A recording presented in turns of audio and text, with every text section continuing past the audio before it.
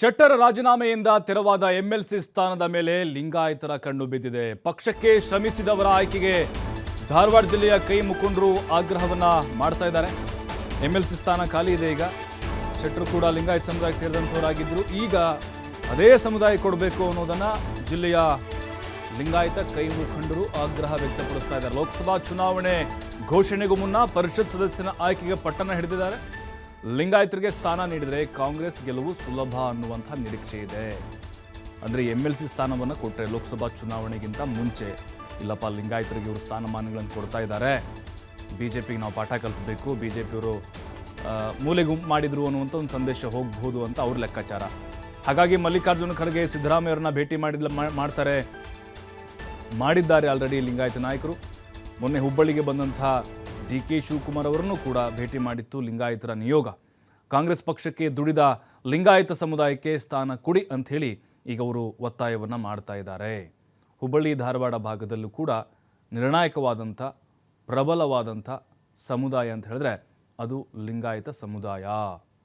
ಲೋಕಸಭೆ ಚುನಾವಣೆ ಮೇಲೆ ಪರಿಣಾಮವನ್ನು ಬೀರಬಾರ್ದು ಅಂತ ಹೇಳಿದರೆ ಅಥವಾ ಆ ಸಮುದಾಯ ಕಾಂಗ್ರೆಸ್ಗೆ ವೋಟ್ ಮಾಡಬೇಕು ಅಂದರೆ, ಕಾಂಗ್ರೆಸ್ ಪರ ಇರಬೇಕು ಅಂತ ಹೇಳಿದ್ರೆ MLC ಸ್ಥಾನವನ್ನು ನಮ್ಮ ಸಮುದಾಯಕ್ಕೆ ಕೊಡಿ ಅಂತೇಳಿ ಲಿಂಗಾಯತರ ನಿಯೋಗ ಕೇಳ್ತಾ ಇದೆ. ಕಳೆದ 25-30 ವರ್ಷದಿಂದ ಸಕ್ರಿಯ ರಾಜಕಾರಣ ಮತ್ತು ಸಕ್ರಿಯ ಸಹಕಾರಿ ಕ್ಷೇತ್ರದಲ್ಲಿ ನಾನು ಇದ್ದೀನಿ. ನಮ್ಮ ತಂದೆಯವರಾದಂಥ ಚಲುಡಿ ಶಂಕರಗೌಡರು ಅಂತೇಳಿ ಮಾಜಿ ಶಾಸಕರು ಮತ್ತು ಜಿಲ್ಲಾ ಕಾಂಗ್ರೆಸ್ ಅಧ್ಯಕ್ಷರು. ನಾನು ಪ್ರಧಾನ ಕಾರ್ಯದರ್ಶಿಯಾಗಿ 10 ವರ್ಷ ಸೇವೆಯನ್ನು ಸಲ್ಲಿಸಿದ್ದೀನಿ. ನನಗೆ ಈಗ ಖಾಲಿ ಆದಂಥ MLC ಸ್ಥಾನಕ್ಕೆ ನಾನು ಒಬ್ಬ ಪ್ರಬಲವಾಗಿ ಆಕಾಂಕ್ಷಿಗಳು. ಯಾಕಂದರೆ ನಾನು ಕಳೆದ 25-30 ವರ್ಷದಿಂದ ಕಾಂಗ್ರೆಸ್ ಪಕ್ಷಕ್ಕೆ ದುಡಿದು ಕಾಂಗ್ರೆಸ್ಗೆ ಕಳೆದ ಎಲ್ಲ ನಮ್ಮ 3 ಜಿಲ್ಲಾದು ಪ್ರಧಾನ ಕಾರ್ಯದರ್ಶಿಯಾಗಿ ನಾನು ಸೇವೆಯನ್ನು ಸಲ್ಲಿಸಿದ್ದೀನಿ. ಮತ್ತು ನಾನು ಸಹಕಾರಿ ಕ್ಷೇತ್ರದಲ್ಲಿ ನಾನು ಅನೇಕ ಸಂಘ ಸಂಸ್ಥೆಯಲ್ಲಿ ಜಿಲ್ಲೆಯಿಂದ ತಾಲೂಕು ಮಟ್ಟದಿಂದ ಹಿಡ್ಕೊಂಡು ರಾಜ್ಯ ಮಟ್ಟದಲ್ಲಿ ನಾನು ಸೇವೆಯನ್ನು ನಾನು ಈ ನಮ್ಮ ಪ್ರತಿಷ್ಠಿತ KCC ಬ್ಯಾಂಕಿನ ಅಧ್ಯಕ್ಷ ನಾನು ಹಲವಾರು ವರ್ಷ ಸೇವೆಯನ್ನು ಸಲ್ಲಿಸಿದ್ದೀನಿ. ನನ್ನ ಸೇವೆಯಲ್ಲಿ ಗುರುತಿಸಿ ನಾನು ಒಂದೇ ಬೇಡಿಕೆ ನಮ್ಮ ಪಕ್ಷಕ್ಕೆ ಇಡುವುದು, ಈಗ ಏನು ಜಗದೀಶ್ ಶೆಟ್ಟರ್ ರಾಜೀನಾಮೆ ಕೊಟ್ಟ ಆ ಸ್ಥಾನಕ್ಕೆ ಒಂದು ನಿಮ್ಗೆ ರಾಜಕೀಯವಾಗಿ ಆಯ್ತು ಮತ್ತು ಸಹಕಾರಿ ಕ್ಷೇತ್ರಕ್ಕೆ ಒಂದು ಸ್ಥಾನ ನನಗೆ ಕೊಟ್ಟರೆ ನಿಮ್ಗೆ ಒಳ್ಳೆಯ ಆಕತ್ತೆ ಪಕ್ಷಕ್ಕೆ ಅಂತಂಥೇಳಿ ನಾನು ಬೇಡಿಕೆ ಇಟ್ಟು ನಾನು ಕಳೆದ 25-30 ವರ್ಷದಿಂದ ಸಕ್ರಿಯ ರಾಜಕಾರಣ ಮತ್ತು ಸಕ್ರಿಯ ಸಹಕಾರಿ ಕ್ಷೇತ್ರದಲ್ಲಿ ನಾನು ಈಗಾಗಲೇ ನಾವು ಒಂದು ಪತ್ರಿಕಾಗೋಷ್ಠಿಯನ್ನು ಕೂಡ ಮಾಡಿದ್ವಿ.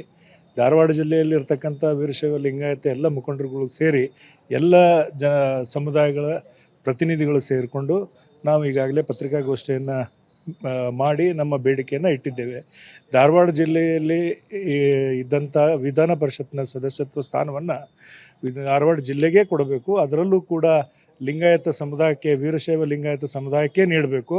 ಆ ಸಮುದಾಯನ ಪ್ರತಿನಿಧಿಸತಕ್ಕಂಥ ಏನು ಹಿರಿಯ ನಾಯಕರುಗಳೆಲ್ಲ ಇದ್ದೇವೆ, ಯಾರೆಲ್ಲ ವಿದ್ಯಾರ್ಥಿ ದಶೆಯಿಂದ ಕೇಡರ್ ಬೇಸಾಗಿ ಪಕ್ಷದಲ್ಲಿ ಏನು ಕಾರ್ಯವನ್ನು ಮಾಡ್ಕೊಂಡು ಬಂದಿದ್ದಾರೆ, ಪಕ್ಷಕ್ಕಾಗಿ ದುಡಿದಿದ್ದಾರೆ, ಪಕ್ಷದಲ್ಲಿ ಇರತಕ್ಕಂಥ ಎಲ್ಲ ಜವಾಬ್ದಾರಿಗಳನ್ನು ಪಕ್ಷ ನೀಡಿರ್ತಕ್ಕಂಥ ಜವಾಬ್ದಾರಿಗಳನ್ನು ಅಚ್ಚುಕಟ್ಟಾಗಿ ನೋಡಿ. ಈಗ ಹುಬ್ಬಳ್ಳಿ ಧಾರವಾಡ ಭಾಗದಲ್ಲಿ ಪ್ರಬಲ ಸಮುದಾಯ ಅಂಥೇಳಿ ಗುರುತಿಸ್ಕೊಂಡಿದೆ ಲಿಂಗಾಯತ ಸಮುದಾಯ. ಈಗ ಶೆಟ್ಟರ್ ಅವ್ರ ಸ್ಥಾನಕ್ಕೆ ಅವ್ರು ಕೇಳ್ತಾ ಇರೋದು ಒಂದು 3-4 ಜನ ಆಕಾಂಕ್ಷಿಗಳಿರ್ಬೋದು. ಆದರೆ ಓಪನ್ ಆಗಿ ಈಗ ಇಂಥವರೇ ಆಕಾಂಕ್ಷಿಗಳಿದ್ದಾರೆ, ಪ್ರಬಲವಾಗಿ ಇವರೇ ಕೇಳ್ತಾ ಇದ್ದಾರೆ ಅಥವಾ ಬಂಡಾಯ ಹೇಳ್ತೀವಿ ಅನ್ನೋದನ್ನ ಹೇಳ್ತಾ ಇಲ್ಲ. ಬಹಳ ಸಾವಧಾನವಾಗಿಯೇ ಅವ್ರು ಕೇಳ್ತಾ ಇದ್ದಾರೆ. ಕೊಟ್ಟರೆ ಲೋಕಸಭೆ ಚುನಾವಣೆಗೆ ಅನುಕೂಲ ಆಗುತ್ತೆ ಅನ್ನುವಂಥ ಅಭಿಪ್ರಾಯವನ್ನು ವ್ಯಕ್ತಪಡಿಸ್ತಾ ಇದ್ದಾರೆ. ಅಂದರೆ ಅದೇ ಸಮುದಾಯಕ್ಕೆ ಕೊಡಬೇಕು ಅಂಥೇಳಿ ಪಟ್ಟನ್ನು ಹಿಡಿದಿದ್ದಾರೆ. ನೋಡ್ಬೇಕೀಗ ಕಾಂಗ್ರೆಸ್ ಆ ಸಮುದಾಯಕ್ಕೆ ಯಾವ ರೀತಿ ಒಂದು ಒಲವನ್ನು ತೋರಿಸುತ್ತೆ ಅಂತೇಳಿ.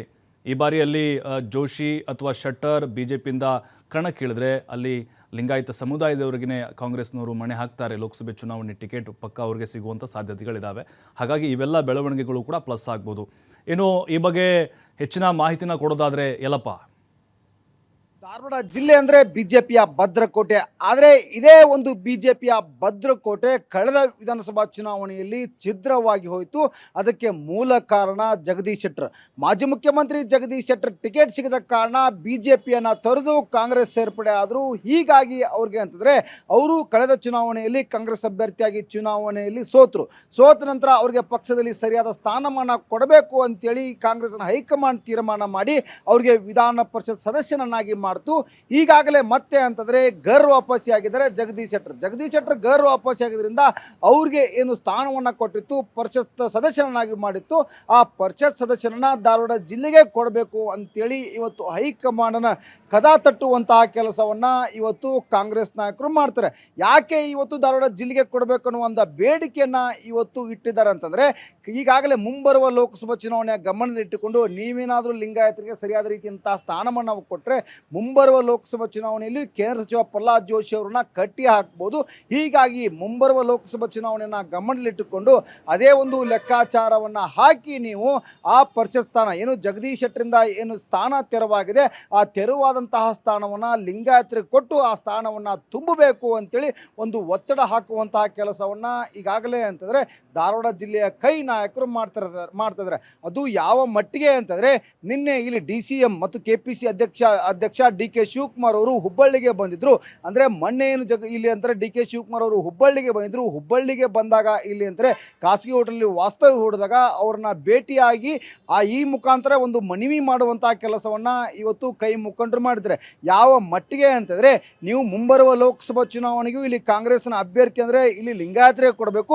ಅಷ್ಟೇ ಅಲ್ಲ ಸಹಿತ ಶೆಟ್ಟರಿಂದ ಏನು ಸ್ಥಾನ ಈಗಾಗಲೇ ಅಂತ ತೆರವಾಗಿದೆ, ಪರಿಷತ್ ಸ್ಥಾನ ತೆರವಾಗಿದೆ, ಆ ಪರಿಷತ್ ಸ್ಥಾನಕ್ಕೆ ಲಿಂಗಾಯತ ಮುಖಂಡರಿಗೆ ಮಣೆ ಹಾಕಬೇಕು ಅಂತೇಳಿ ಅದರಲ್ಲಿ ಒಂದು 10 ಜನರ ಪ್ರಮುಖವಾಗಿ ಒಂದು ಹೆಸರನ್ನೇ ಒಂದು ದೊಡ್ಡ ಪಟ್ಟಿಯನ್ನು ಸಿದ್ಧ ಮಾಡಿ ಒಂದು ಹೈಕಮಾಂಡ್ಗೆ ಕೊಡುವಂತಹ ಕೆಲಸವನ್ನು ಇವತ್ತು ಧಾರವಾಡ ಜಿಲ್ಲೆಯ ಕೈ ನಾಯಕರು ಮಾಡಿದ್ರೆ, ಇಲ್ಲಿ ಒತ್ತಡವಿಷ್ಟೇ ಇವರು ಹಾಕ್ತಿರಲಿಕ್ಕೆ ಕಾರಣವೇನಂದರೆ, ಜಗದೀಶ್ ಶೆಟ್ಟರ್ಗೆ ನೀವು ಲಿಂಗಾಯತ ನಾಯಕ ಅಂತೇಳಿ ಅವರಿಗೆ ಪರಿಷತ್ ಸ್ಥಾನವನ್ನು ಕೊಟ್ಟಿದ್ರಿ.